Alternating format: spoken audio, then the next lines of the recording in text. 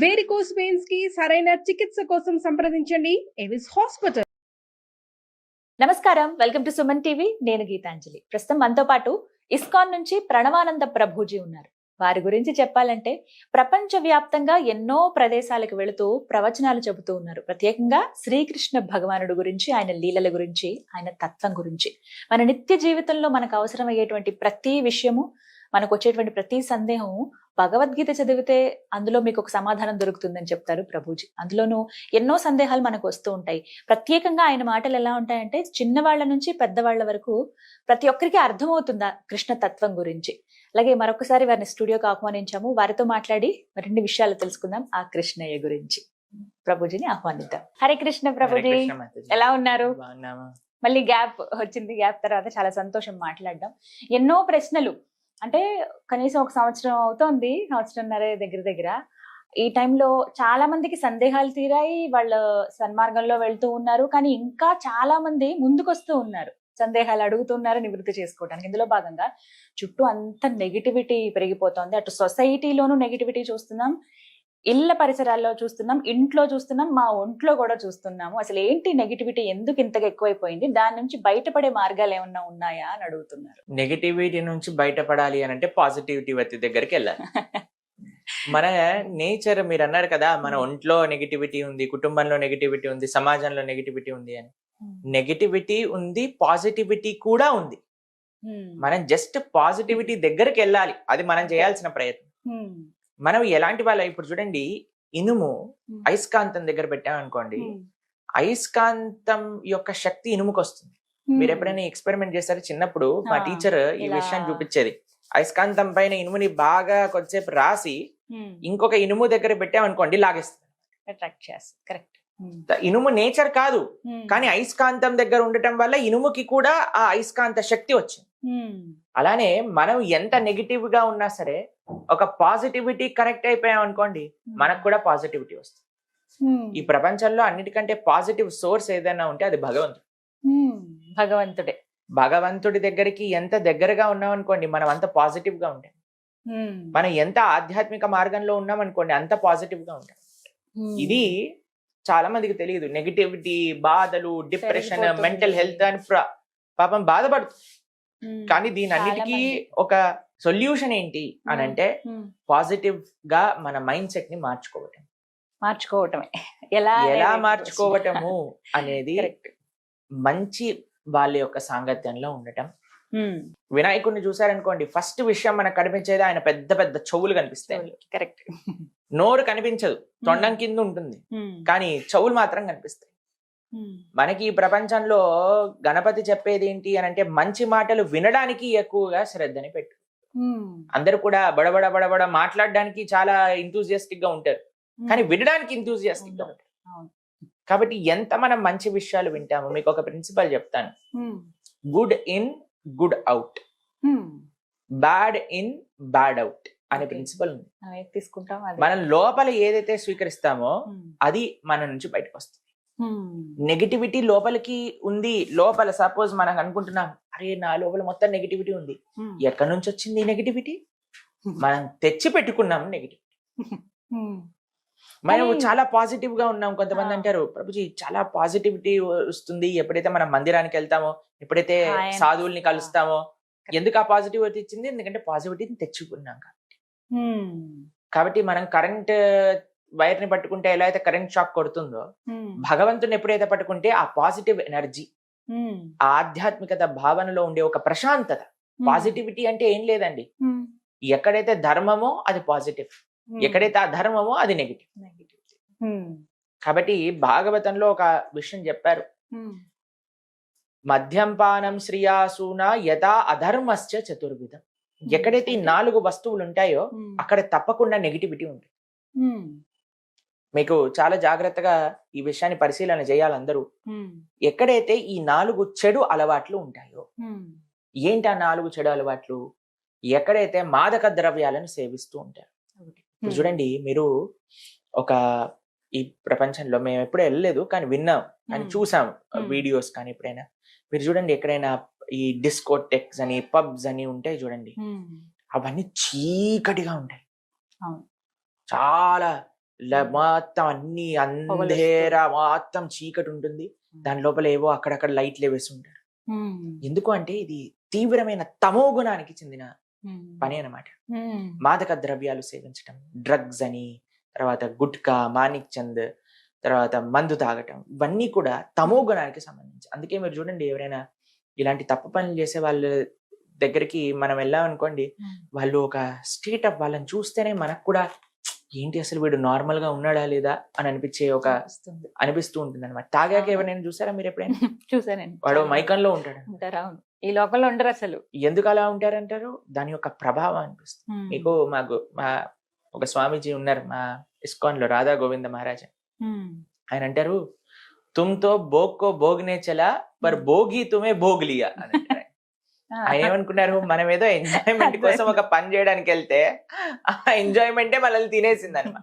అందుకే కదండి ఇప్పుడు తాగేవాడు, అమ్మో నేను తాగకపోతే చచ్చిపోతాను, అడిక్ట్ అయిపోతాడు.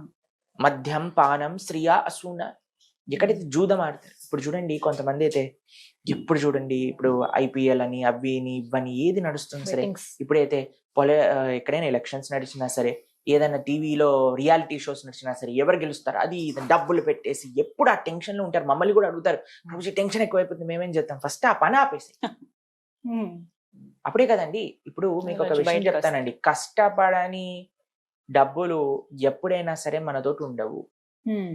ఈజీగా వచ్చిన డబ్బులు ఈజీగా వెళ్ళిపోతాయి. కరెక్ట్. మద్యం పానం శ్రియా సూన, ఎక్కడైతే ప్రాణి హింస జరుగుతుందో, పశు హింస జరుగుతుందో, ఎప్పుడైతే మన యొక్క సొంత ఇంద్రియ సంతృప్తి కోసం మనం పశువుల్ని ప్రాణుల్ని చంపేస్తాం, ఆ ప్రదేశంలో ఎప్పుడైనా ఆ నెగిటివ్ ఎనర్జీ, ఇప్పుడు చూడండి మీరు ఆలోచన చేయండి, ఒక దగ్గరికి ఎవరైనా చనిపోయారు అనుకోండి, మనం వెళ్ళి రాగానే స్నానం చేసేయండి, బట్టలు ఉతికేసేయండి, ఎవరైనా డెడ్ బాడీ వెళ్తుంది అనుకోండి, ఇంటి ముందు నుంచి తలుపులు వేసేసి ఆ నెగిటివ్ వైబ్రేషన్స్ వచ్చేస్తాయి అని ఇంత జాగ్రత్తగా చూసుకొని, శ్మశానం ముందు నుంచి వెళ్ళినా సరే కొంతమంది తల్లు చేసుకుంటూ ఉంటారు, పక్కన నుంచి ఏదైనా డెడ్ బాడీ వెళ్తుందని చాలా అనీజీగా ఫీల్ అయిపోతాం. అరే చిన్నపిల్లలకి అంటారు చూడొద్దు అని. అదే డెడ్ బాడీని మంచిగా నీట్ గా అలంకరణ చేసి ప్లేట్ పైన తీసుకొని తిను అని తినిపించారనుకోండి, అక్కడ డెడ్ బాడీయే, ఇది డెడ్ బాడీయే. ఈ డెడ్ బాడీ అంటేనే ఒక నెగిటివ్ కానిటేషన్ మనం చూస్తాం అనమాట. ఆ నెగిటివ్ ఎనర్జీ, మీరు చనిపోయిన వాళ్ళని చూసారనుకోండి, ఎక్కువసేపు ఉండలేరండి, మీరు అక్కడ చూస్తూ ఉండలేరు, చూడలేం. అవును. కాబట్టి ఆ డెడ్ బాడీస్ ని మనం శరీరంలోకి నింపేసాం అనుకోండి, ఆ నెగిటివ్ ఎనర్జీ అంతా కూడా మనలోకి వచ్చేస్తుంది. మనం ఎప్పుడైతే ప్రాణి హింస జరుగుతుందో ఆ నెగిటివ్ ఎనర్జీని ఈ న్యాచురల్ కలామిటీస్ కి దారి తీస్తే తెలిసిన మీకు, ఇప్పుడు వైనాడ్ లో ఫ్లడ్స్ అయ్యాయి, మీరు చూసే ఉంటారు, ఆ కొండ చేలో మొత్తం పరిగిపోయి మొత్తం ఊర్లంతా వెళ్ళిపోయి. ఎందుకు అలా జరుగుతుంది? ఒక రీజన్ చెప్తున్నారు అక్కడ. ఒక టీవీలో చూసింది ఏంటి అంటే, ఒక ప్రెగ్నెంట్ ఏనుకి పైనాపిల్ బాంబు పెట్టి చంపేశారు, తెలుసా మీకు? అది కరోనా టైంలో. ఇప్పుడు చాలా మంది అడుగుతారు, దీనికి దానికి ఏదైనా కనెక్షన్ ఉందా అని మమ్మల్ని కొంతమంది అడిగారు. కనెక్షన్ ఆ ఒక్క ఏనుగుతో చేసినందువల్ల అయ్యుండకపోవచ్చండి, కానీ ప్రాణి హింస ఎప్పుడైతే ఆ నెగిటివిటీ ఒక లెవెల్ కి చేరుతుందో, ఆ నెగిటివిటీ అది ఒక్కసారి యాక్టివేట్ అయిపోయి ప్రకృతి వైపరీత్యాలన్నీ కూడా వస్తాయి. కాబట్టి మేము ఒక వీడియో చూసాము, అమెరికాలో ఒక హైవే పైన వెళ్తూ ఉంటే ఏడుపులు వినిపిస్తున్నాయి అనమాట. ఆ వీడియో రికార్డ్ చేశారు, ఆడియో. ఇలా వీడియో చూస్తే ఆ నెగిటివ్ క్రైజ్ అన్ని ఒక 2 కిలోమీటర్ల దూరంలో ఉండే ఒక స్లాటర్ హౌస్ నుంచి వినిపిస్తుంది. అక్కడ ఆవులు, పందులు అన్ని ఎక్కడైతే స్లాటర్ చేయడానికి పెడతారో అక్కడ నుంచి వినిపిస్తున్నాయి. ఆ నెగిటివిటీ అంతా, ఆ ఏడుపు అంతా కూడా, ఇప్పుడు చూడండి మీరు ఎవరైనా మనిషి ఏడిచారనుకోండి ఇంట్లో, మన మనసు కూడా బాగుండదు. ఎవరైనా ఏడుస్తున్నారంటే, అరే కొద్దిగా ప్రశాంతంగా ఉన్నానా, నువ్వు ఎందుకు ఏడుస్తున్నావు అని మనం వెంటనే రియాక్ట్ అవుతాం. ఎందుకంటే మనకి బాధ లేకపోయినా ఎదుటివాడ బాధ చూసి మనం తట్టుకోలేకపోతాం. అలాంటిది ఇన్ని ప్రాణులు ఏడ్చిన ఏడుపులు, ఏమన్నా మేక, ఈ కోడి నేను నీకోసమే పుట్టాను నన్ను చంపేసే అని ఆనందంగా వస్తుందండి? అసలు అది బాధే కదా. ఆ బాధ అంతా ఎక్కడికి వెళ్తుంది? ఎవరు దాన్ని అనుభవించాల్సి వస్తుంది అని అంటే, ప్రతి ఒక్కళ్ళు అనుభవించాల్సి వస్తుంది. అంటే తిరిగి మనకు వస్తుంది అని అంటారు 100%. కాబట్టి మద్యం, జూదం, ప్రాణిహింస, ఎక్కడైతే అవైధ స్త్రీ పురుష సంఘం జరుగుతుందో మీరు చూస్తున్నారు ఈ ప్రపంచంలో. ఇప్పుడు అందరూ కూడా కోల్కతాలో జరిగిన కేసు గురించి బాధపడుతూ ఉన్నారు. ఇంకా మిగతా ప్రదేశాల్లో కూడా ఈ రోజు నేను చూసాను, మహారాష్ట్రలో జరిగిందట, అక్కడ జరిగిందట, ఇక్కడ జరిగిందట. ఇలాంటివన్నీ ఎందుకు జరుగుతున్నాయి, ఎటువైపు మన సమాజం వెళ్తుంది అని చూస్తే మనం దేన్ని సమాజంలో యాక్సెప్ట్ చేస్తున్నాం, దేన్ని యాక్సెప్ట్ చేయట్లేదు అన్నారు. మనం ఒకసారి మాట్లాడుకున్నట్టున్నాం, కొన్ని సినిమాలు వచ్చాయి తెలుగులో, హిందీలో. ఆ సినిమాలలో స్త్రీని అగౌరవపరచడం, ఫ్యాషన్ గా హీరో చేస్తే సూపర్ డూపర్ హిట్ అయిపోయి అందరు కూడా పేర్లు కూడా సినిమాల లాగా పెట్టేసేసుకొని, అలాంటివన్నీ కూడా మీరు ప్రోత్సహించి ఇలాంటివి అయినప్పుడు బాధపడ్డారనుకోండి, దాంట్లో పొంతన లేదే. మీరు ఎప్పుడైతే ఏదైతే ఎక్కడైతే రాంగ్ జరుగుతుంది అని మనం ఎప్పుడైతే ఆపగలుగుతామో, ఎప్పుడైతే ఇలాంటి వాళ్ళని కఠినంగా శిక్షిస్తామో, ఇప్పుడు చూడండి జరిగిన రోజులైంది, శిక్ష వచ్చిందా ఆయనకి? ఇప్పటికి ఇంకా ఎవరు చేశారో ఏంటో ఏం తెలియట్లేదట. ఇంకా రోజుకి ఒక ట్విస్ట్ లాగా ఒక్కొక్కటి తెలుస్తుంది. ఎంతమంది ఇన్వాల్వ్ అయ్యారు అసలు. ఆ జూనియర్ డాక్టర్ పరిస్థితి చూస్తే అసలు ఎంత దారుణంగా, అసలు రాక్షసులు కూడా అలా చేస్తారా లేదో కూడా మనకు తెలియదు. ఎందుకు ఈ రాక్షసత్వం పెరిగిపోతుంది అని అంటే, ఆ రాక్షసత్వాన్ని మనమే ఇంటర్నెట్ ద్వారా, సినిమాల ద్వారా, సీరియళ్ల ద్వారా ఎక్కిస్తున్నారు జనాల్లో. అంటే కేవలం అవి చూసే చెడిపోతున్నారు అవే. మరి ఇప్పుడు మీరు చెప్పండి, ఒక పిల్లవాడికి చెడు ఆలోచన ఎలా వస్తుంది చెప్పండి? అవి చూసినప్పుడే. ఒక చిన్న పిల్లవాడు ఉన్నాడండి, మీ అబ్బాయి ఉన్నాడు, ఇప్పుడు ఆయనకి ఏంటి మంచి ఏది చెడు ఎలా తెలుస్తుంది చెప్పండి మీరు? మనం చెప్పే దాన్ని బట్టి. ఓకే, నెక్స్ట్ ఇంకొకటి తను చూస్తారు, ఏదైనా చూసినప్పుడు దాన్ని బట్టి. ఓకే, తర్వాత ఇవే ఉంటాయి. అంతే కదండి. మనం ఏం చూపిస్తాము, మనం మంచి చూపిస్తే మంచి నేర్చుకుంటాడు, ఇది తప్పు అని మనం నేర్పిస్తే తప్పు అంటాడు. అంతే కదా, అదే నేను అంటున్నది. ఇన్ని విషయాలు మనం చెప్తున్నాం, ఇన్ని మంచి విషయాలు చెప్పడానికి ప్రయత్నం చేస్తున్నాం. ఎంత ప్రయత్నం చేస్తున్నాము మంచి విషయాలు, మంచి మార్గంలో ఈ దేశంలో ఉండే యువత వెళ్ళాలని, మంచి మార్గంలో ఈ దేశ భవిష్యత్తులో ఉండే చిన్నపిల్లలు ముందుకెళ్ళాలని, మనం మారి మంచి మార్గంలోకి వెళ్ళాలని. కానీ మేము చేసే ఇన్ని ఎండేవర్స్ కి ఒక్కసారి నీళ్లు పోసేస్తారు. ఒక సినిమా రిలీజ్ అవ్వగానే జనాలందరూ పిచ్చోళ్ళలా ఆ సినిమా వెనకాల వెళ్ళిపోయి ఆ హీరోలు చెప్పే. మీకు ఒక విషయం చెప్తానండి, ఎందుకు మేము సినిమాలను ఇంత ఘోరంగా ఖండిస్తాము, ఎందుకు wrong ideals, wrong role models ఖండిస్తామంటే, ఇప్పుడు మీరు చెప్పండి, నేను మా గురువు గారి ప్రవచనం వినడానికి మేము యూట్యూబ్ లో, ఇప్పుడు మేము స్టూడియోకి వస్తున్నప్పుడు కూడా మా గురువు గారి ప్రవచనం వింటూ ఉన్నాం అనమాట. మధ్యలో యాడ్ వస్తుంది.